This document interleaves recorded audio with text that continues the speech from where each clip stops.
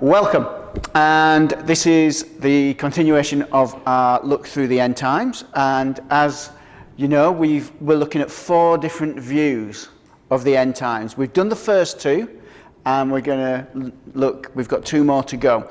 So the first one we looked at was historical premillennialism, and that is where people come back, Christians endure the tribulation and Christ returns. And then there's dispensational premillennialism, which again, Christ's return and rapture here, though, are 2 separate events. So there is a tribulation before Christ's 1,000-year rule, but the Christians have dispensation and don't go through the tribulation. So that's what the dispensational premillennialism means, that Christians have dispensation from the tribulation and will not suffer that tribulation. We're left with amillennialism, which says there is no literal 1,000-year reign, and postmillennialism that says Christ returns after a period, which is the millennium. Okay? So those are the 4 different views. As we say, all 4 share some key points. They share that Jesus will come again for those who love him, the Christians. He calls his followers to be ready at any time, because we don't actually know the actual time that Jesus will return. And so that is the third point, is that no one knows the day or the hour that will happen. But they all have some key differences with regards to timings of these events. So the order of events changes between the different views. The time that Jesus actually returns, the point that Jesus returns, is different in the 4 views. Whether Christians suffer or not is different between the views. Some say yes, some say no. And will the world get better, or will the world get worse before Christ's return, is a difference within these 4 views. Now, each group, as I mentioned last time, each group can point to parts of Scripture as evidence and support for their view. So, we've got to have that in mind as we look at each of these, that these are 4 interpretations of what the Bible says in Revelation. And indeed other books, what people have written. So it's important to have that understanding that ultimately, Jesus taught that nobody knows when Jesus will come back. He says even he didn't know, only God the Father knew. So we have to have regard that other people might have a different view to us, and have regard for that view in there. So the first one we viewed, as I said, was historical premillennialism, and here Christians endure the tribulation. So here we have this diagram of what happens, and it is the belief that Christians will remain on earth during a great tribulation. That will purify the churches by rooting out false believers. So you'll have this tribulation, this time of trouble and hardship for Christians, and it will root out people that can suffer that and stick with Jesus, and there are people that will be false believers, that it says, and they will walk away from the church. The second coming of Christ, the return of Christ, precedes the millennium. That's what it says, okay? And that society grows increasingly bad through this period of time. It also says that the church has replaced Israel, the nation of Israel, as God's covenant people, and that there is a 1,000-year millennium as a literal future event. That's what historical premillennialism says. Dispensational premillennialism is that Christ returns and the rapture of the Christians, the return of Christians to heaven, are separate events. That's the difference. So Christians have dispensation and do not suffer the tribulation. Jesus comes back to earth after that 7-year tribulation, and then he rules for this 1,000-year millennium again. It's, as I said, the rapture comes before this great tribulation, and the second coming of Christ comes after the tribulation. Some people would say that Christians suffer the first half of that tribulation, and the rapture takes part during the tribulation. Okay? So there are two views even within that as to the timing of events. So if we look at these two events together, you can see the differences between them there, as you can see. So in historical premillennialism, you've got the second coming of Christ and the return of Christ's people at the same time in the bottom diagram. In the top diagram, you can see that you've got the rapture and the second coming of Christ as two different events. And that rapture either happens pre-tribulation or mid-tribulation. So that's the background that we've done over the past few weeks.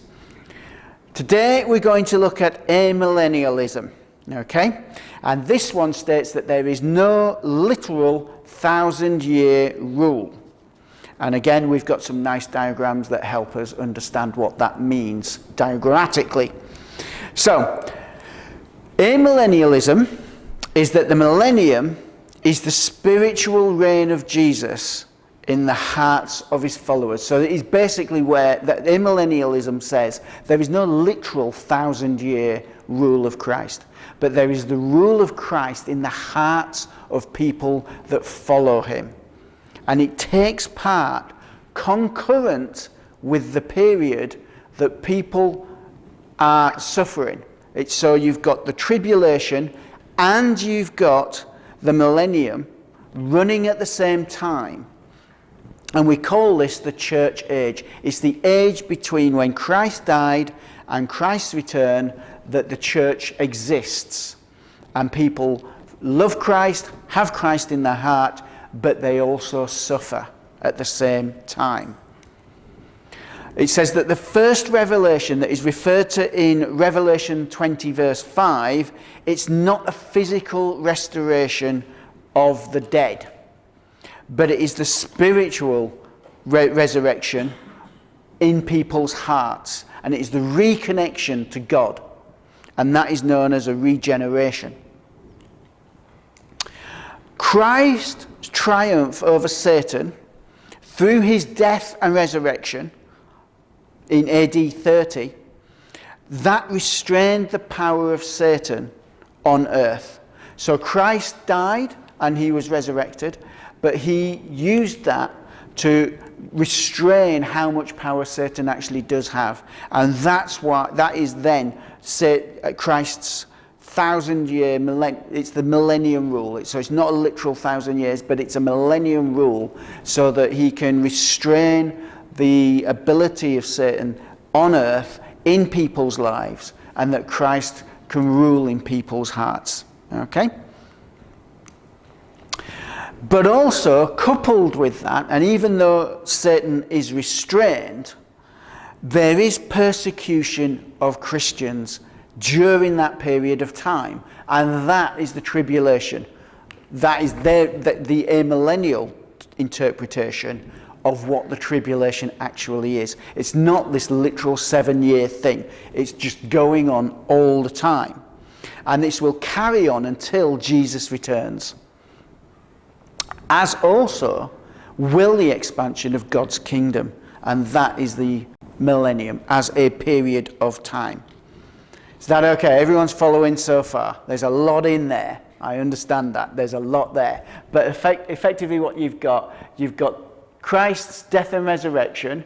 You've then got two things happening at the same time. You've got a tribulation, the persecution of people.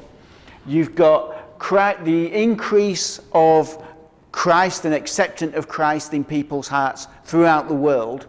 And then you will come to a point where there will be Christ's return. So that's what this view actually is. Okay?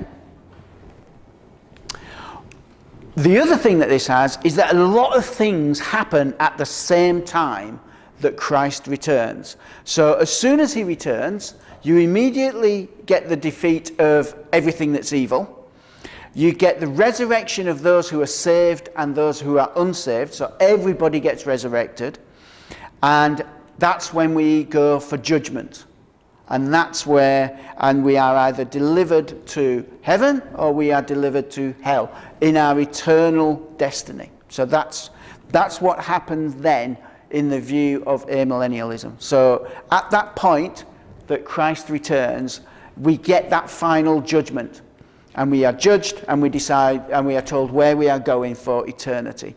That's the amillennial view of everything that's going on. So what are the types of things that this view emphasizes over all the other views that we get? So we've got many amillennialists believe that the book of Revelation consists of 7 sections. Okay? And each of those sections, they're not interpreted as separate, successive time periods, but it's 7 things that are going on at the same time. So it's not linear. It's sort of like this is going on, this is going on, this is going on, and this is going on. So they're not successive, one after the other, but it's telling us everything that's going on at the same time. And they describe this thing that's going on in 7 different views, 7 different ways, 7 different manners, but it's the same things that are going on at the same time. Okay?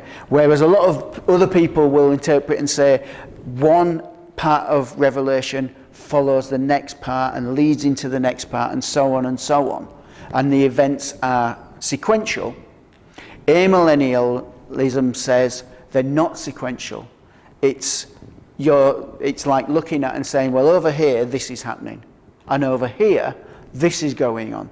And while those are going on, so is this thing that's going on over here. Okay? So that's the view there. It's not sequential, it's concurrent. It tends to emphasize the historical context of everything that was going on with Revelation and what that book means or meant to first century readers, first century Christians. So, the things that were written at the time are relevant to the people who were living at the time. And so it emphasizes that type of view. The tribulation itself is viewed as a sort of an amalgamation of things like disasters, wars, persecutions that have occurred throughout church history. It's not just about saying these things are going to come, but it says we've always had disasters. We've had natural disasters, we've had wars, we've had conflicts, we've had people groups who were persecuted. So amillennialism says it was ever thus. So we're all just in that period of tribulation anyway, is what that says. And most references to Israel in Revelation, it views as being symbolic references to the people of God. So an example of that would be Galatians 6 verse 16, which says, "Peace and mercy to all who follow this rule, even to the Israel of God." So it's not saying we're talking about the literal Israel nation. It's saying we're talking about the people of God and referring to all people of God, whether you're Hebrew, whether you're Gentile. It's referring to that group as an Israel of God. It also has some interesting views on things like the numbers that are in Revelation and things. And numbers represent quite a few different things.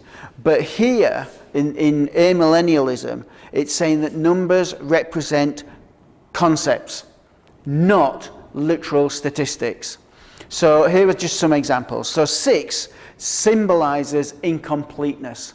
So 666 would be completely incomplete, the exact opposite. So it's a representation of being complete. It's as far away from being one with God as you could be. And that's where 666 comes from. 7 represents completeness. Because it took God 7 days, God built the world in 6 days, rested on the 7, and then his work was done. Things like that. And that 10 indicates something that is extreme, but it has been limited. So it assigns concepts to numbers rather than says these numbers need to be viewed as being literal. So some more examples with that would be 12 representing the perfection of God's people, because there were 12 tribes of Israel and things like that. And 1,000, rather than being a true 1,000-year millennium, is rather a very big number to represent a long period of time. And we should just view the millennium as being that, a long period of time, rather than a literal 1,000-year reign. Now there's lots of scriptures, as I was in the previous weeks, there's lots of scriptures that back up each view that you can point to and say, well, we think this interprets this way, and it supports this view because of such and such.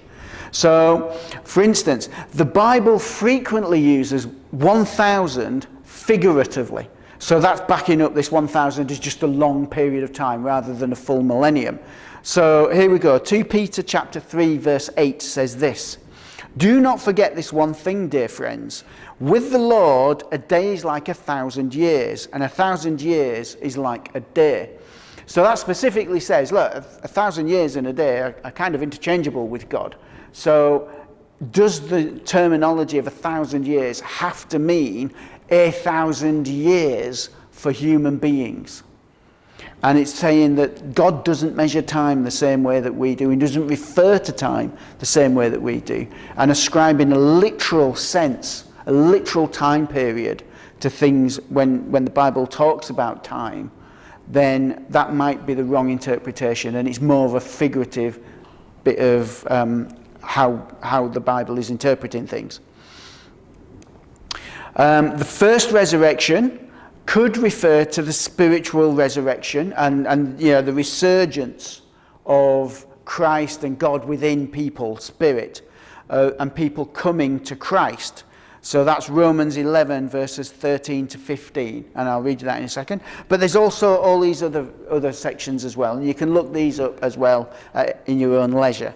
But Romans 11, 13 to 15 says this: "I am talking to you Gentiles, inasmuch as I am the apostle of the Gentiles. I make much of my ministry in the hope that I may somehow arouse my own people to envy and save some of them.